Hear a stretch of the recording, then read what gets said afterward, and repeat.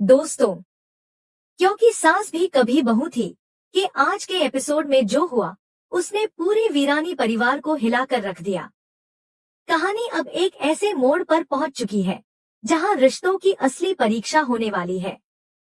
जहां एक तरफ लालच और साजिश है, वहीं दूसरी तरफ प्यार, परंपरा और इज्जत की जंग शुरू हो चुकी है।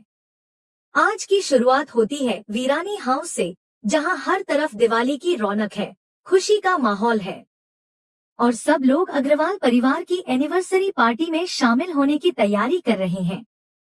लेकिन किसी को क्या पता कि ये खुशियों की रात एक तूफान लेकर आने वाली है। जश्न के बीच अचानक मेहर का चेहरा गंभीर हो जाता है। वह पार्वती जी की ओर देखकर कहता है, पार्वती जी, मुझे आपसे एक जरूरी बात करनी है। सारे मेहमान चुप हो जाते हैं। माहौल में अजीब सा सन्नाटा छा जाता है। तुलसी बीच में कहती है, मेहर, पहले केक काट लेते हैं, फिर बात कर लेना। लेकिन मेहर के चेहरे पर बेचैनी साफ झलक रही होती है। वह रुकता नहीं और सीधा सवाल करता है, आप हमारी पुरानी हवेली बेचने के बारे में क्या सोच रही हैं? पार्वती कुछ देर तक खामोश रहती है, फिर धीरे से एक लिफाफा निकालकर मेहर के सामने रखती है।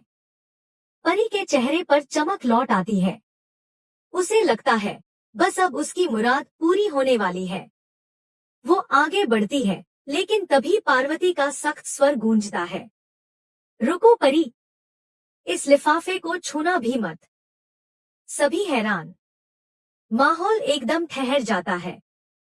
पार्वती दृढ़ आवाज में कहती है, हमने फैसला कर लिया है, यह हवेली नहीं बिकेगी। पूरा वीरानी परिवार सन्न रह जाता है। परी के चेहरे की मुस्कान गायब हो जाती है और उसकी आंखों में निराशा उतर आती है। मेहर भी अवाक खड़ा रह जाता है। तुलसी पार्वती को समझाने की कोशिश करती है, शायद कोई गलतफहमी है। लेकिन पार्वती शांत स्वर में कहती है, यह घर हमारे परिवार की पहचान है। यह सिर्फ दीवारें नहीं, यह हमारी आत्मा है। मैं इसे किसी भी कीमत पर नहीं बेच सकती। अब सबके मन में एक ही सवाल, आखिर पार्वती ने ऐसा फैसला क्यों लिया? क्या इसके पीछे कोई पुराना वादा है या कोई छिपा हुआ रहस्य? उधर परी बेचैनी से कमरे में टहल रही होती है। वो बार बार सोचती है, पार्वती ने अचानक इनकार क्यों किया? क्या उन्हें मेरे इरादों का पता चल गया? नोएना उसे समझाती है, थोड़ा सब्र रखो परी, हर बात का सही वक्त होता है। लेकिन परी को अब धैर्य नहीं रहा।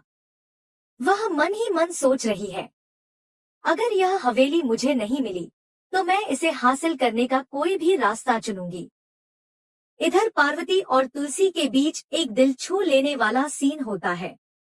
पार्वती कहती है, तुलसी, तुम इस घर की जान हो। तुम्हारे बिना यह घर अधूरा है। दोनों मुस्कुराते हैं और कुछ पल के लिए माहौल हल्का हो जाता है। लेकिन तुलसी के मन में भी चिंता है। वह जानती है कि हवेली को लेकर अब कुछ बड़ा होने वाला है।